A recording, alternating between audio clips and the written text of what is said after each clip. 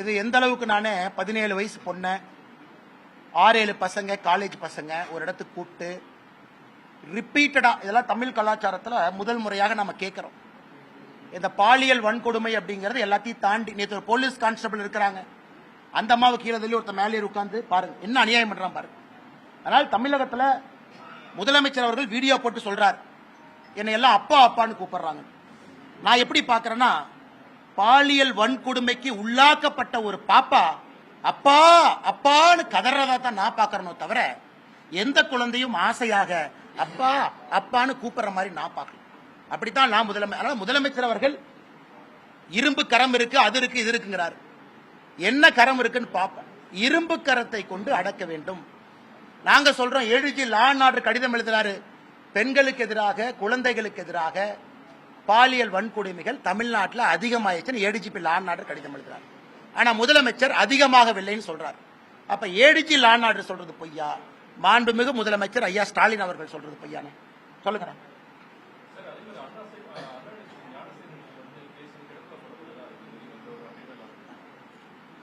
நேத்துனே ஒரு கல்யாணம் நடந்துச்சுனே கோட்டூர்.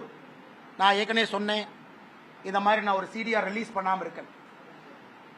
மா சுப்பிரமணியன் ஒரு கல்யாணத்துக்கு போனார்.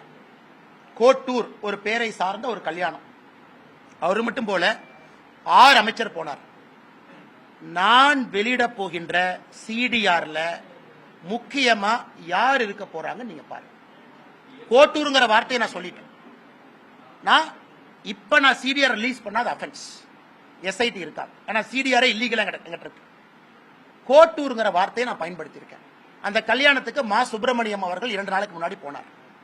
அவங்க இந்த கேஸுக்கு எப்படி சம்பந்தப்பட்டிருக்கார் அப்படிங்கறத நான் பொறுத்துக்கிட்டு இருக்கேன். நடவடிக்கை எடுப்பாங்களான்னு பார்த்துக்கிட்டு இருக்கேன்.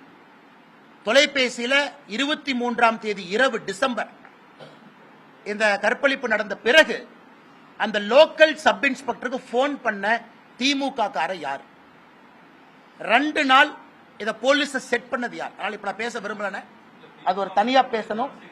அந்த யார் அந்த சார் அப்படிங்கறதுக்கு பெரிய விதமாக வரப்போறோம்.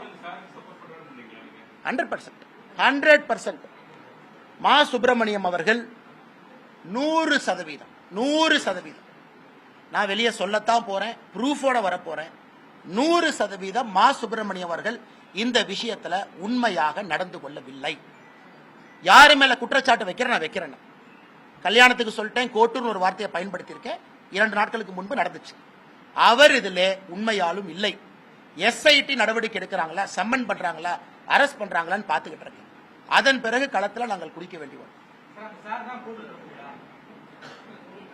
ஏன்னா பேக் டோர் மீங்க ஃப்ரண்ட் டோர் மீங்க தலைவா ஸ்ட்ரைட்டா சொல்லிட்டேன். எஸ்ஐடி எப்ப இன்வெஸ்டிகேஷனை முடிக்கிறாங்களோ அன்னைக்கு என்னுடைய சிடிஆர் வெளியே வருங்க. செய்திகளை உடனுக்குடன் தெரிந்து கொள்ள உடனே சப்ஸ்கிரைப் பண்ணுங்க.